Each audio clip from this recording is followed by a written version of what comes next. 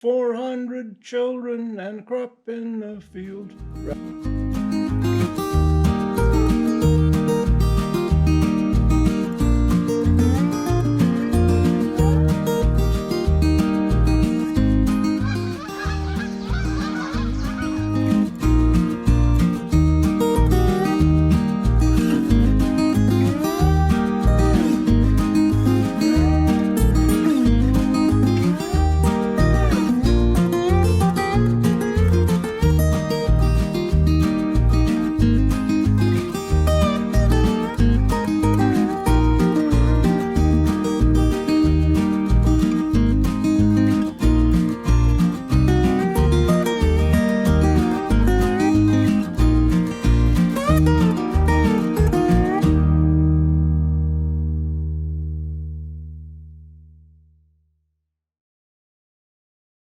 Well, if there's a beaver down there, it's gone into hiding now. Suki is already down there.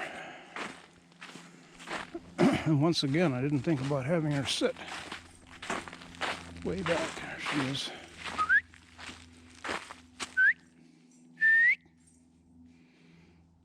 Come. Come. Heel.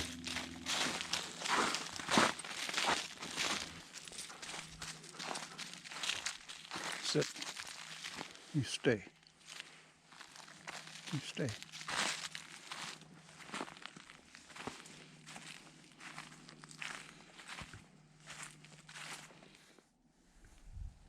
Okay.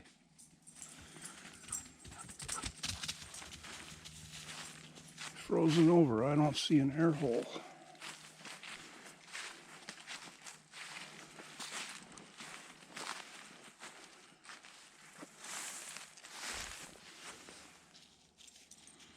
That is higher than I've seen it yet. That's a good 12 inches higher than it was just a week ago. Bubbles.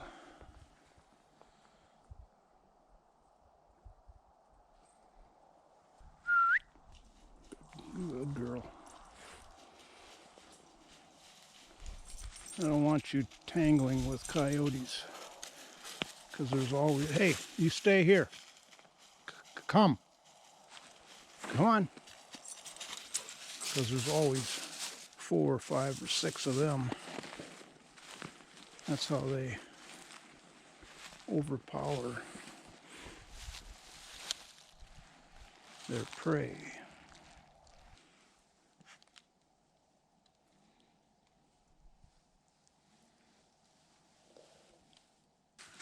Quiet.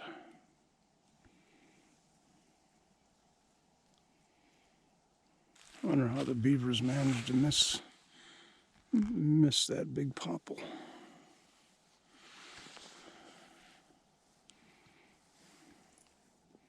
Well, he probably doesn't need that much food. And he's not building a dam currently, so I'm sure he knows it's there when he needs more food. I wonder if the DNR would come in here and explode this beaver berm if we asked them to. I would really hate to see that happen. I'd love to see it happening if it was on somebody else's land.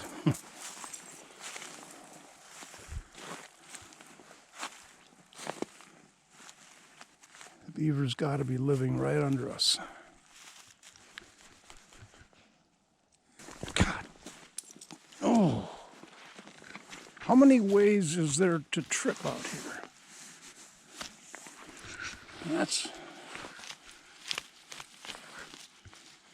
He put that there especially for me.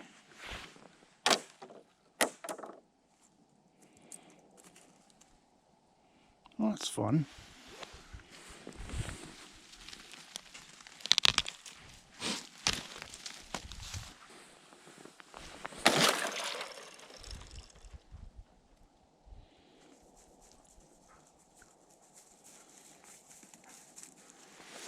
Don't walk in the mud there, dear doggy. I don't want to have to take her in the shower again. I gotta give her brushing. Finally, I got to do that. Well, I have this little routine that never works. Oh, the chair tipped over. Gee, I wonder when that happened. This little routine I have is get out the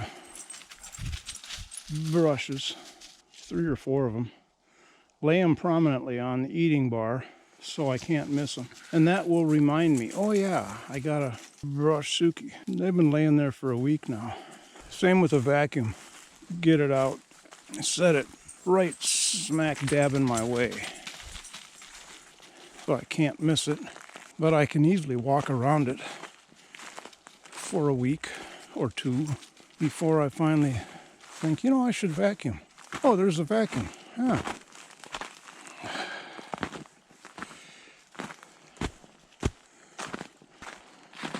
Back up to the loft. I'm glad we... Oh, Suki. She wants to go that way so bad. Why not? I'm retired. I hate to go inside on a day like this. I can't even see out from the loft. She's back there looking at me like she's saying the very same thing. I don't want to go in yet. So what if we... let's go over to the field. Well, there's the trail to our property. There's Dennis's deer stand. The field is off through there. And I'm at the junction. I look down here, and that's their sight line from the deer stand to see the deer that walk into view. So let's walk down here. I don't remember the last time I came down here.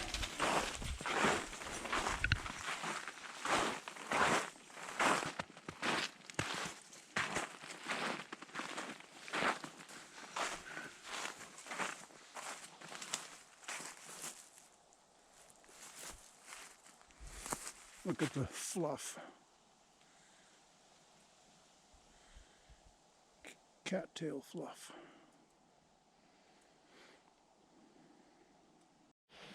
Okay, by the way, that's Otter Pond. And what extends through there is the opening that goes around to where we were a couple days ago when I said this is a backwater of Otter Pond. I'm scolding her for eating snow. She doesn't know it. But I told her that's why I brought you in the house before we came down here. I knew you needed a drink of water. Water was right there. I even said, get a drink of water. No, she stood there and watched me. I am constantly amazed at the level of cleverness in nature. I don't know the source of that clever intelligence. And I'm not about to say it's God, but there is some level of intelligent design in almost everything you look at in nature, in the natural world. Fluff is just one minor example. Gets on the wind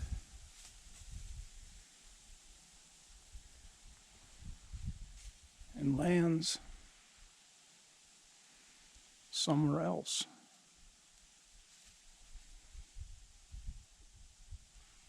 Big one.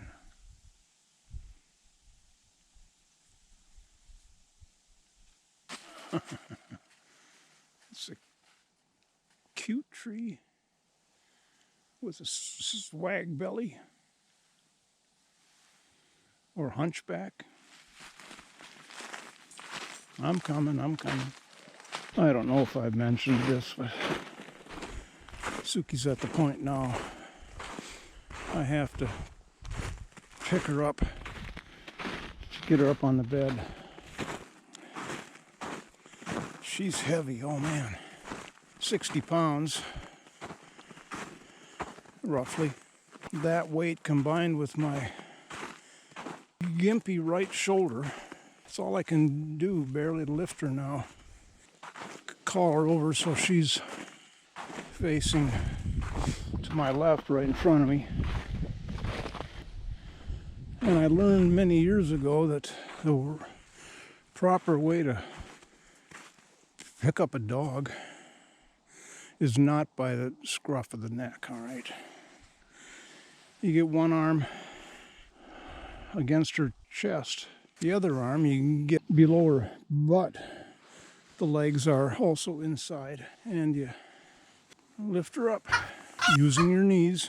Well, she's used to it now, but it's really been the most sensible way to get a big dog picked up. And I can see that it's going to happen soon. I'm going to have to build a ramp of some sort.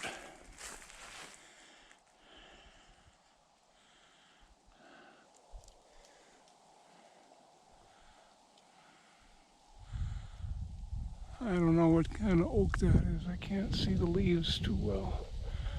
I think it's red oak. But look how gnarly. And that's been out in full sun for years. So look at the density of the branches. I've never noticed this tree before. I'm looking forward to seeing it now in summer, see how leafed out it is. Well, she has certainly had a good outdoor outing. Forgot to change the clocks back last night. I was getting into bed and remembered it. Oh well, what the heck. I don't have to be to work in the morning. So what if I never change the clocks back? The more I'm hearing about and thinking about doing away with daylight savings time really makes a lot of sense. Why on earth are we doing this? Long time ago, when they put it into effect, they had farmers working in the field, and they could work a lot later, or an hour later, with an hour's more light. I don't see any value to doing daylight savings time anymore, at least according to why they instituted it in the first place. None of those arguments are valid anymore.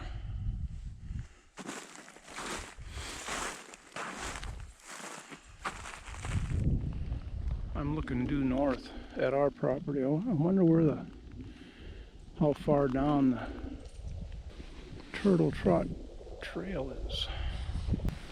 Let's walk down there.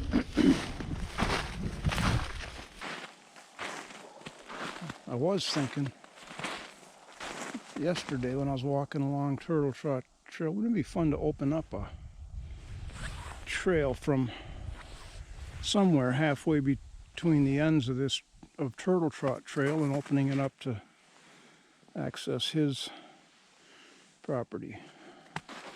I would never do that without getting permission, and I'd have a hard time justifying it.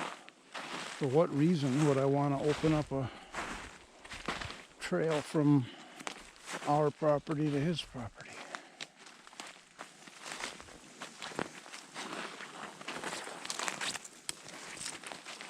That's a lot further down here than I would have thought.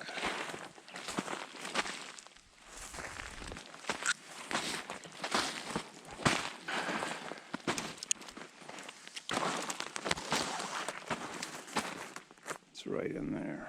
See that pile of sticks? That's where I was going to clear out a sitting area. When I made the trail, and that's when I remembered, oh, wait a minute, if I do clear out a sitting place in a week from now, it's going to be totally, the view will be obscured. All right, Suki, you're not paying attention. This is a couple minutes later. I've been whistling for Suki, and there she comes.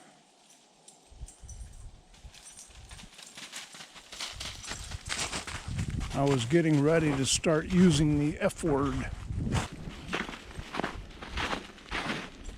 as an adjective about her.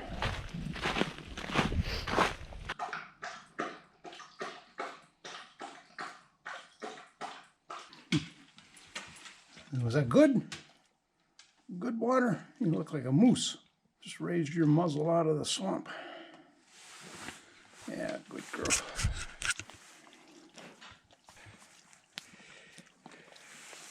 You picked a fine time to leave me, Lucille. 400 children and a crop in the field.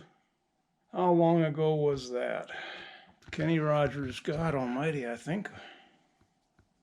Well, the Minneapolis Tribune had they're a morning paper way back in the day, and they had called it the Almanac, just a little short blurb of some humorous bit. And somebody living in Minnesota, a mother, wrote into the Tribune to tell them about one of the little kids of hers was walking around singing the Kenny Rogers song. You picked a fine time to leave me, Lucille. 400 children and a crop in the field, rather than 4 hungry children. Never forgot that, obviously. Great line. Just like one more recently, when Barack Obama was president, a mother was driving around, had a 5-year-old in the back seat. The kid was talking to his mom about Bronco Obama. Yeah, leave it to kids. They hear song lyrics and news items about as clearly as the rest of us do sometimes, but we know better. We know what it is, but little kids don't have that knowledge behind what they're concluding. I think the Barack Obama was Bronco Obama, not Bronco Obama. A little clarification there, just to make sure you don't get misled by fake news.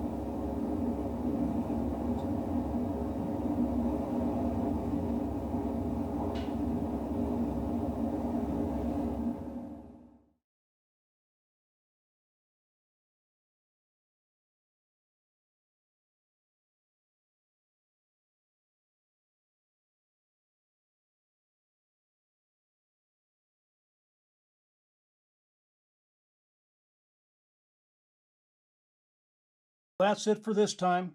Thanks for watching. Be sure to hit the like button. See you next time.